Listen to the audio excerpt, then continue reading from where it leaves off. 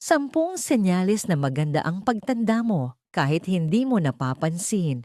Magandang araw po, mga ka-senior. Hindi lahat ng maayos na pagtanda ay agad nakikita.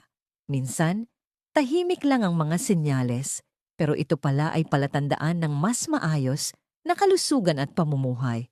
Narito ang 10 senyales na maganda ang pagtanda mo kahit hindi mo napapansin. Una, may enerhiya ka pa sa araw-araw. Kahit may edad na, kaya mo pa rin kumilos at gumawa ng mga simpleng gawain.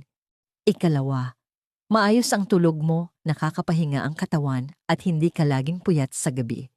Tatlo, hindi palaging masakit ang katawan, may mga araw na magaan ang pakiramdam at hindi puro kirot. Apat, may gana ka pa sa pagkain. Normal pa rin ang appetite at nakakapag-enjoy ka sa pagkain. 5, malinaw pa rin ang pag-isip mo, kaya mong magdesisyon at maalala ang mga mahahalagang bagay. 6, may interes ka pa sa buhay, may hobby, gawain, o bagay na nagbibigay sa'yo ng saya. 7, hindi ka madalas na nalulungkot mag-isa, may kausap ka pa, pamilya, kaibigan, o kapitbahay. 8, kontrolado ang emosyon mo, hindi ka madaling magalit o ma-stress sa maliliit na bagay.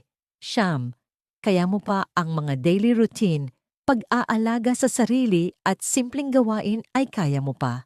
10, positibo ang pananaw mo sa buhay. Mas pinipili mo ang pasasalamat kaysa reklamo.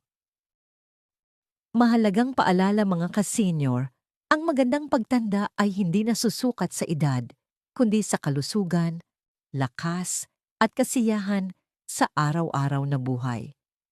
Comment mo nga ka-senior, ilan ang meron ka sa 10 senyales na ito at taga saan ka?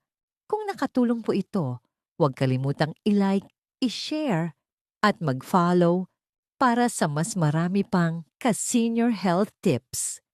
Hanggang sa muli, mga ka-senior. God bless po sa inyong lahat.